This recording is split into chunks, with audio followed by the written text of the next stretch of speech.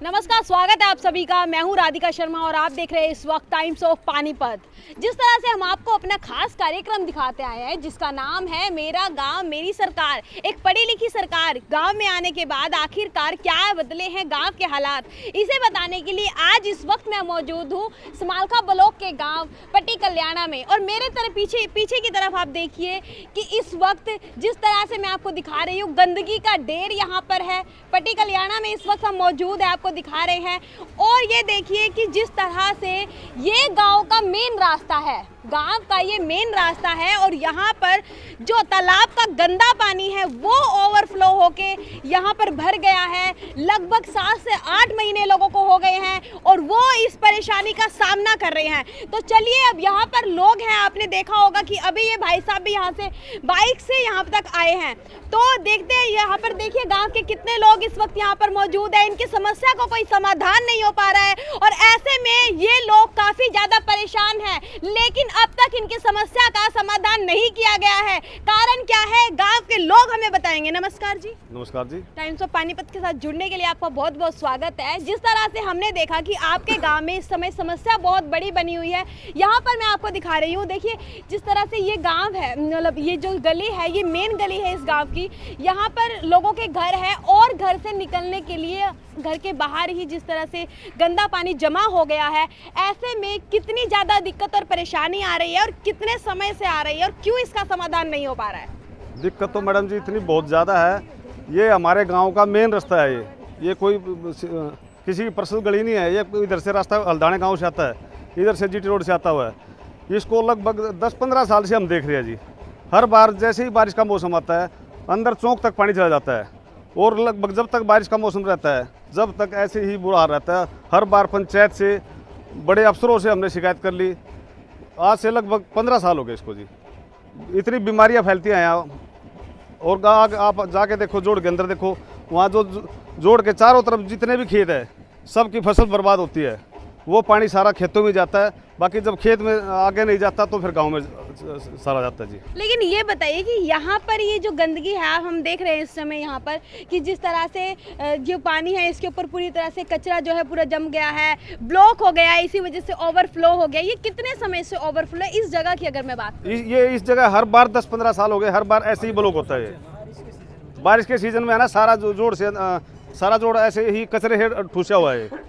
इसके अंदर 15 साल हो गए ऐसे ही हर बार साल स्कीम लड़ाते हैं भाई अब की बारिश को खाली कराएंगे, खुदाई कराएंगे, तो अब तक इसका कोई समाधान नहीं हुआ। ठीक है, लेकिन आंटी आप बताइए, आप बताएंगी यहाँ पर कितनी ज़्यादा बच्चे हैं जो स्कूल के बच्चे, उनको कितनी ज़्यादा दिक्कत आ रही है? बहुत ज़्यादा दिक्कत आ रही है। पूरे गांव के बच्चे इधर ही आए। इस स्कूल में जो 3 स्कूल नहीं गए हैं, 2 गांव में है, दूर हल्दाने तक। सरपंच को नहीं बोला आप लोगों ने? बोलिए जी, सरपंच तो वही डरता है, सबको बोल लिया। 3-3 4-4 बार पानी में आपने कहा कि सरपंच ऐसे ही डरता है, क्या कारण है सरपंच डरता है? पता नहीं क्यों डरा जी। उन तड़ रहे जी ना, ये उसमें जोड़ में मकान बनाए रखे, उन तड़ रहे उन थारे महीना गोली काट देंगे जो तने यू काम कर दिया। इसका जो सॉल्यूशन है, इसका क्या सॉल्यूशन हो सकता है? इसका सॉल्यूशन मैडम ये होगा, जो जोड़ की पैमाइश 2 साल पहले हुई थी उसके हिसाब से खुदाई हुए तो यहाँ पे सारा एरिया कवर हो जाएगा, बिल्कुल खाली हो जाएगा। लेकिन उसको करने दे रहा है क्योंकि वहाँ उसकी राजनीतिक पार्टियां हैं, वोट नहीं मिल पाती वहाँ से। तो यही है इसका मेन मुद्दा। खुदाई करा देगा रोड की चारों साइड से तो कोई पानी नहीं भरेगा। यहाँ पे पहले भी था, 25 साल पहले खुदाई थी, उसके बाद कोई खुदाई नहीं हुई। तो देखिए, अब इस वक्त हम आपको दिखा रहे हैं कि किस तरह से जो लोग हैं वो कितने मजबूर है इस गंदे पानी में, इस महामारी के समय में किस तरह से इस गंदे पानी से निकलकर वो बाहर आ रहे हैं, अपने रास्ते को जा रहे हैं, जहां पर उन्हें जाना है, गंतव्य तक पहुंचने के लिए उसे इस रास्ते का इस्तेमाल करना पड़ रहा है। ऐसे में ये बहुत बड़ी समस्या बन गई है क्योंकि इस महामारी में इतने गंदे पानी से निकल के आना ये बहुत ही बड़ा एक रिस्क है, अपनी हेल्थ को लेकर बहुत बड़ा रिस्क है। आप देख सकते हैं ये छोटा सा बच्चा भी इस वक्त यहाँ पर आया है हमारे साथ। बेटा इधर आना।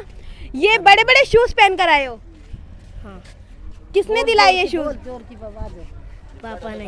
क्यों दिलाए हैं? पानी के लिए, पहनने के लिए। क्यों ये शूज पहननी, क्या दिक्कत आ रही थी? पानी में पैर गल जाते हैं। क्या? पानी में पैर गल जाते हैं। पानी में गल गए आपके पैर? आपके पैर गल गए हैं? हाँ। दिखाओ। कितने टाइम से हुआ ये?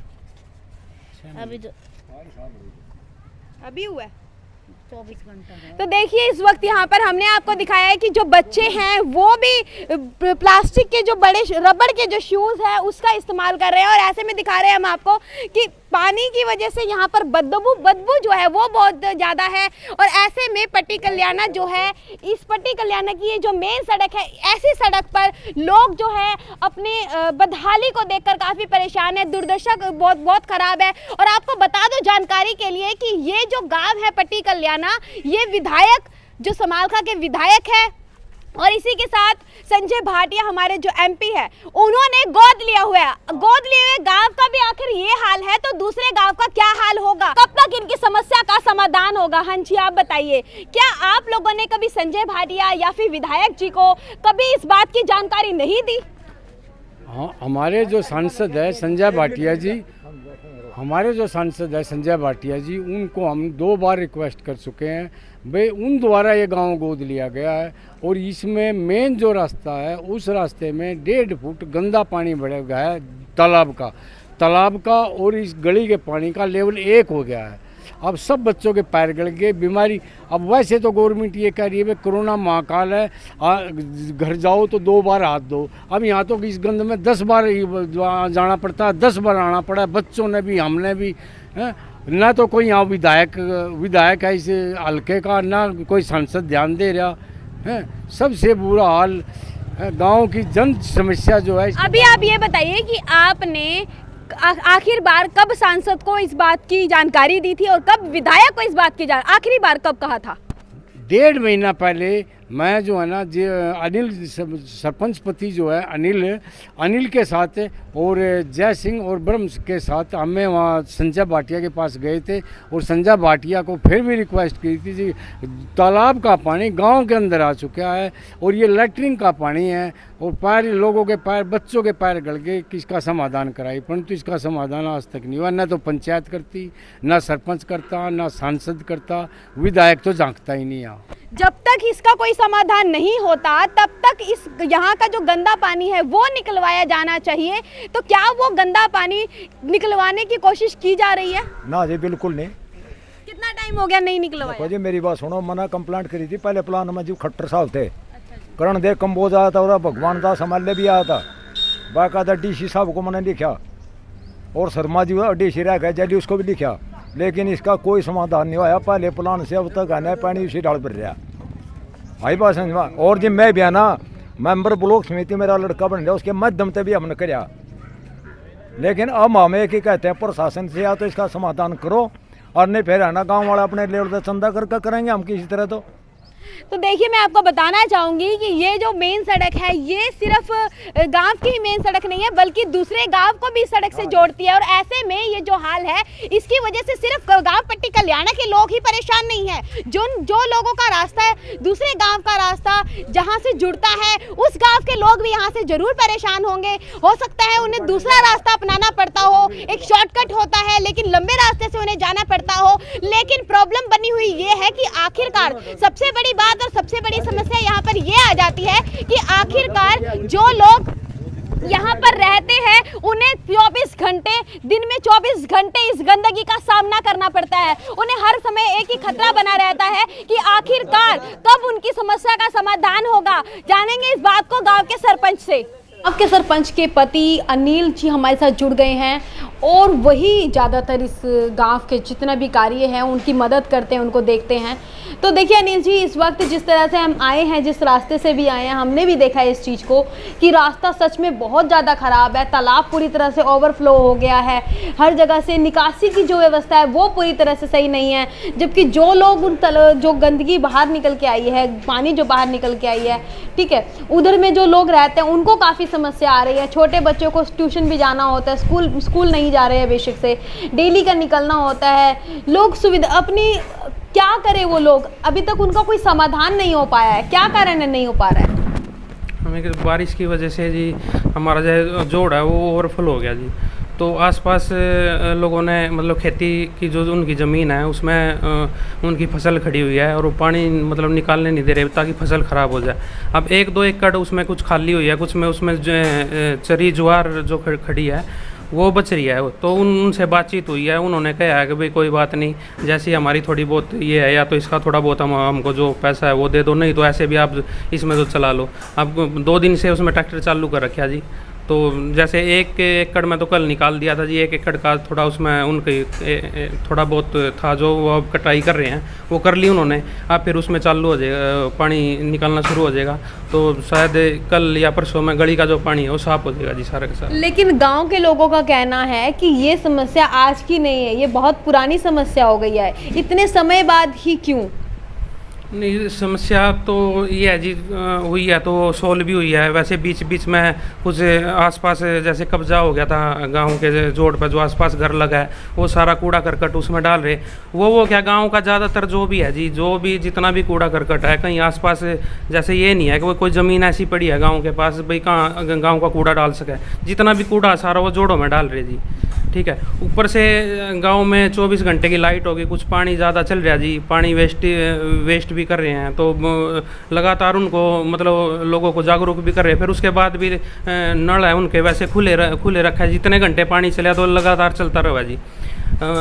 गांव में 6 समरसीबल पंप है सरकारी, तो जिनके घरों में टुंटी है, टुंटियों में नल नहीं है, तो 1.5 घंटा या 2 घंटा जिस टाइम भी वो चला, जितना उन्होंने अपना भर लिया उसके बाद वो खुले ही चलेगा जी। तो इसमें उनको जागरूक भी कर रहे हैं। उसके बाद भी फिर भी पानी की थोड़ी वेस्टेज ज़्यादा, जिसके कारण जो ये समस्या बार बार आ रही है। और बारिश के टाइम में थोड़ी आ जाए जी, बारिश के टाइम में जैसे बारिश का पानी हो जाए कुछ। अब इसके बारे में जी पाइपलाइन दबाने जा रहे, तो पाइपलाइन का काम शुरू हो जाएगा जी। तो पाइपलाइन यहाँ से लेकर हम दूसरे खेत तक वहाँ तक डाल रहे हैं, और इसमें परमानेंट इसका स्थायी समाधान हो जाएगा कि हम इसमें इंजन लगा देंगे। जब भी ओवरफ्लो होया तो उसके द्वारा पानी निकाल दिया जाएगा। तो कब तक होगा ये सब कुछ? बस प्रोसीजर में है जी, चल रहा है काम। वैसे लग जाएगा शायद 1 हफ्ते का टाइम, और 1 हफ्ते में काम शुरू हो जाएगा। 1 हफ्ते बाद जब शुरू हो जाएगा, क्या हम दोबारा दिखाएं इसको? हाँ जी, दोबारा दिखाओ जिसको, जब काम हो जाएगा उसके बाद दोबारा दिखाओ। देख लीजिए, अब 1 हफ्ते का टाइम सरपंच ने दिया है इस वक्त हमें मी टाइम्स ऑफ पानीपत के माध्यम से। ये 1 हफ्ते का टाइम दे रहे कि 1 हफ्ते बाद वहाँ पर पूरी तरह से सफाई दिखाई देगी। हाँ, 1 हफ्ते बाद पूरी गली में जो गली में हो बिल्कुल साफ़ होगा, और जो हमारा पाइपलाइन का काम है वो शुरू हो जाएगा जी। उसमें 10 दिन लगो या 15 दिन लगो, उन्होंने करने में काम शुरू हो जाएगा। अगर उन्होंने करने में जितना टाइम लगेगा वो हो रहा है। वैसे गली का पानी हम ज़्यादा तक ये है जी 1 हफ्ते के अंदर साफ़ कर देंगे, क्यों ट्रैक्टर चल रहा है जी। अगर और भी हमने कोई आसपास जगह मिल गई तो उसमें भी पानी निकाल देंगे जी, और जो गली वाली समस्या ये दूर हो जाएगी जी। और जोड़ वाला जो ये आगे से ओवरफ्लो वाला वो स्थायी समाधान हो जाएगा भाई। एक बार हमारा जो पाइपलाइन दब गई उसके बाद फिर आगे से ये समस्या नहीं आएगी।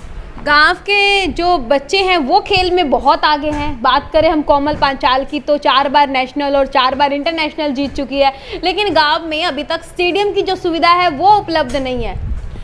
गांव के पास अपनी पंचायती ज़मीन नहीं थी या जहाँ हम स्टेडियम बनवा सके, तो जो ज़मीन थी वो गांव ने हर्बल पार्क को ठेके पर मतलब उनको पट्टे पर दे रखी थी, जिसका टाइम 15 साल का था। तो अब वो नवंबर तक वो उनका टाइम पूरा हो जाएगा। उसके बाद हम उसमें मतलब अपने जो स्टेडियम की ज़मीन है 6 एकड़ वो रखेंगे, वो हम आगे नहीं दे रहे जी, और उसमें हम अपना स्टेडियम बनवाएंगे जी। और अब तक जो नहीं बना यही कारण रहा जी स्टेडियम ना बनने का, कि गाँव के पास उचित ज़मीन नहीं थी भाई जिसमें हम अपना स्टेडियम बनवा सके। लेकिन गांव के बच्चों का ये भी कहना है कि जो छोटा हॉल उनको दिया गया है जहां पर वो लोग प्रैक्टिस कर सकते हैं, अपनी रेसलिंग की प्रैक्टिस जो बच्चे हैं वो करते हैं, वही कोच का भी यही कहना है कि वो जो हॉल है वो काफ़ी छोटा है। उसी के साथ बारिश के दिनों में पानी जो है पूरा हॉल में भर जाता है, बच्चे वहाँ पर प्रैक्टिस नहीं कर पाते हैं। तो वहाँ पर जब हॉल दिया था तो कम से कम वहाँ पर सुविधा तो दी जानी चाहिए थी। नहीं, काफ़ी बढ़िया सुविधा दे रखी है जी। आप खुद वहाँ पर जाकर देखो। और बारिश के टाइम में अंदर पानी जाने का तो कोई मतलब ही नहीं जी, वो तो काफ़ी ऊंचाई पे है। हाँ, आसपास में पानी उसके हो जा कर था, और अब वो भी समस्या दूर होगी जी। वहाँ पर टाइलिंग वगैरह लगवा रहे हैं सारा, अंदर तो पानी जाने का मतलब ही नहीं जी हॉल में। और हॉल अगर कुश्ती के मतलब हॉल पूरा है जी, वो जो इनका मैट जो 70 गद्दों का मैट हो उसमें लगभग पूरे गद्दे आ रहे जी। और तो एक जितना हॉल का जितना एरिया होना चाहिए वो लगभग पूरा है जी, छोटा नहीं। उनका कहना है कि 66 गद्दे हैं।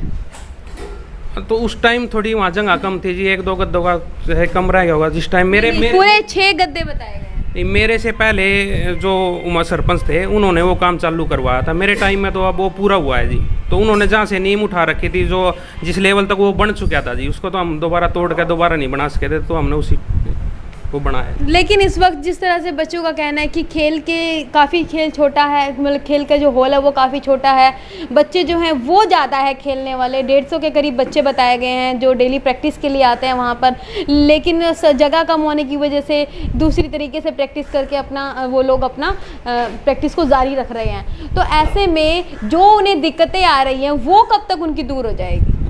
मैम यही है, वैसे तो हॉल हमारे पास कुश्ती करने के लायक तो बहुत अच्छा हॉल है जी। उसके बाद भी हमारे पास बाहर काफ़ी जगह है। अगर हमारे पास 2 मैटों का सेट है जी, हम बाहर लगा के भी उसको कर सकते हैं, प्रैक्टिस कर सकते हैं। और स्टेडियम के बाद जी अगर नवंबर के बाद हमें ज़मीन मिलेगी उसी के बाद काम चालू होगा जी। उसमें जो भी टाइम लगेगा, 6 महीने साल जो भी लगेगा तभी काम शुरू होगा जी।